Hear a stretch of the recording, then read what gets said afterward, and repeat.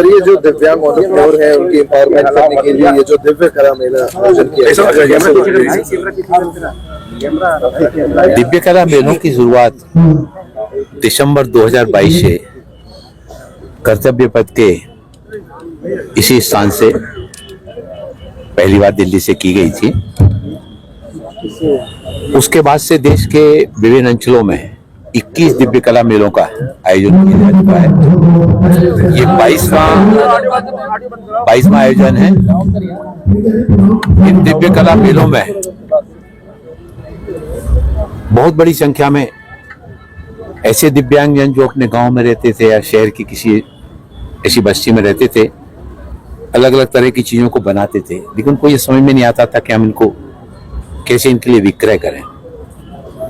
दिव्य कला मेलों से जहां दिव्यांगजनों के लिए उनके द्वारा निर्मित वस्तुएं, चाहे वो कपड़े की हो, मिट्टी के खिलौने हो, लकड़ी के खिलौने हो, बांस के हो, कैन के हो, फर्नीचर हो, तरह तरह के सामान जो उनके द्वारा बनाए जाते हैं, उनको बिक्री के लिए एक तो प्लेटफॉर्म उपलब्ध हो रहे हैं, साथ ही साथ उनका आर्थिक रूप से सशक्तिकरण भी हो रहा है। सरकार किस रूप में उनकी मदद कर रही है? जैसे लोन की व्यवस्था, उनको पैसे कैसे मिलते हैं या सस्ते ब्याज दर पे लोन जो ताकि वो अचीव कर सके आगे चल के?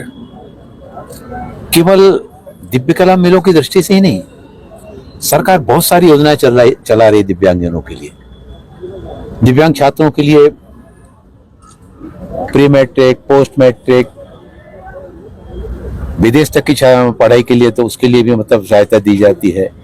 जहां शिक्षा के लिए दिया जाता है, वहीं कौशल विकास के माध्यम से प्रशिक्षण देकर उनको दिव्यांगता वित्त विकास निगम से कम ब्याज की दर पर लोन भी उपलब्ध कराया जाता है, जिससे वे अपने काम को और भी द्रुतगति के साथ में आगे बढ़ा सकें। इसके साथ ही साथ खेलों के क्षेत्र में भी उनको प्रोत्साहित करने के लिए ग्वालियर में एक दिव्य कला खेल केंद्र का निर्माण कार्य कराया गया है, जिसमें दिव्यांगजनों की असुविधाओं को दृष्टिगत रखते हुए वहां पर सब तरह के खेल के मैदानों का वहां पर निर्माण कार्य कराया गया।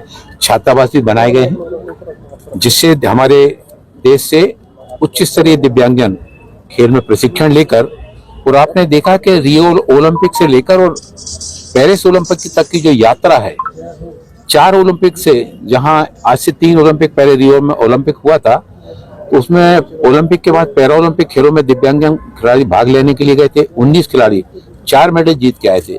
उसके बाद टोक्यो में ओलंपिक हुआ, उसमें 29 खिलाड़ी गए हमारे दिव्यांग खिलाड़ी, वो 19 मेडल जीत के आए। और इस बार जो पेरिस में ओलंपिक हुआ तो हमारे देश के 84 दिव्यांग खिलाड़ी पैरा ओलंपिक खेलों में भाग लेने के लिए 29 मेडल जीत के आए। ये बताता है कि चाहे शिक्षा की बात हो, चाहे खेल की बात हो, चाहे उनके आर्थिक सशक्तिकरण की बात हो, हर दिशा में सरकार के द्वारा दिव्यांगजनों के सशक्तिकरण के लिए प्रभावी रूप से कदम उठाए जा रहे हैं। नेशन वन इलेक्शन को कैबिनेट ने मंजूरी दी है, कैसे देखते हैं? बहुत स्वागत योग्य कदम है, और सारे देश में इस निर्णय से जनता जो है ना, इसका सर्वत्र स्वागत कर रही है। क्योंकि साल भर जब इलेक्शन चलते थे, कभी लोकसभा का, कभी विधानसभा, कभी उप इलेक्शन, कभी नगर पालिका, कभी नगर निगम के, फिर सहकारिता के, इन चुनाव चलने के कारण अधिकांश समय आचार संहिता लगी रहती थी, कई बार एक साल तक। और जब आचार संहिता लगती थी तो सारे विकास कार्य अवरुद्ध हो जाते थे, शासकीय कर्मचारी अधिकारी भी जो है ना उसमें व्यस्त हो जाते थे, विकास एक तरह से अवरुद्ध हो जाता था। तो ये बहुत सारे खर्चे को भी बचाएगा और विकास को भी बाधित नहीं करेगा। जन सुविधाओं की दृष्टि से भी उनके लिए भी जनहित ऐसी होगा। सर, आपने कहा 22वां मेला है, तो किस तरह रिस्पॉन्स मिल रहा है आपको? सर, बहुत अच्छा रिस्पॉन्स मिल रहा है। अभी तक लगभग 14 करोड़ रुपए का लाभ दिव्यांगजन इन दिव्य कला मेलों से अर्जित कर चुके। ये मेले में अभी यहाँ पर पहुंचे थे रामदास आठवले, वीरेंद्र जी और कई मंत्री यहाँ पे पहुंचे थे, और हमारे साथ एक पूर्व मंत्री जी हैं। और दिव्य पथ पर जब हम देखते हैं कि सरकार लगातार दिव्य लोगों को राहत पहुंचा रही है, उनको अच्छे से लोन मिल रहे हैं ताकि वो अपनी जो है पब्लिक डोमेन में रहकर अपना कारोबार कर सके। क्या कहेंगे सर?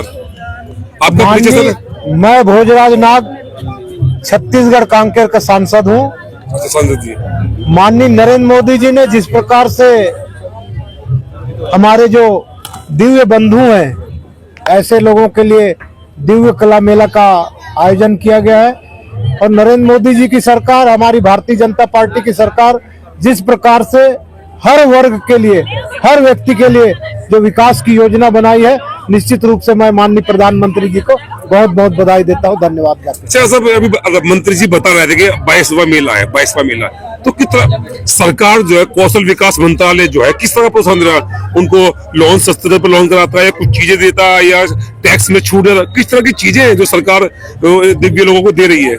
निश्चित रूप से कौशल विकास योजना के अंतर्गत भी ऐसे लोगों को प्रशिक्षण दे करके उनका स्किल डेवलप किया जाता है और साथ ही सरकार के द्वारा कम दर पर इनको लोन भी दिया जाता है और इनको आर्थिक रूप से सशक्त बनाने का कार्य किया जा रहा है। क्या लगता है, जैसे अभी बात चली 2047 के विजन की बात करें, जब हमारा देश विश्व गुरु बन सकता है, उस तरह क्या क्या योगदान देखते हैं दिव्या को? उस तरह पे क्या योगदान आप देखते हैं? योगदान आदि काल में भी भारत विश्व गुरु था और आगे भी भारत विश्व गुरु बनेगा। आज भारत में ही ऐसी संभावना है कि भारत के लोग अपने मातृभूमि के लिए, अपने आत्म स्वाभिमान के लिए और देश के लिए बहुत कुछ करने की संभावना रखते हैं। अच्छा, निश्चित रूप से भारत विश्व गुरु अच्छा, आपका जो क्षेत्र है नक्सली प्रभावित रहा है, क्या किस रूप में देखते हैं? क्या उन्होंने किस रूप में अब किस तरह का माहौल है वहाँ पे? अभी हमारी सरकार ने 2026 तक पूरे देश में नक्सल मुक्त करने का जो वादा किया और निश्चित रूप से पूरा होगा। कुछ लोग कहते हैं कि सरकार बहुत सारी योजना लाती है लेकिन उनको लागू नहीं करती, और जो लोग भटके हुए लोग जिन्हें नक्सली हैं उनको किस तरह से, क्या क्या रीजन है जो उनको पब्लिक डोमेन में लाया जाए, समाज के अंदर उनको वापस से उनकी जो सोच को बदला जाए? ये जन जागरण से होगा और शिक्षा के माध्यम से होगा। हमारा जो दूरस्थ अंचल क्षेत्र है वहाँ कई प्रकार की समस्याएं रही है। इन समस्याओं को हमारी डबल इंजन की सरकार, हमारी केंद्र सरकार और राज्य सरकार, दोनों सरकार मिलकर के इसको पूरा करेगी।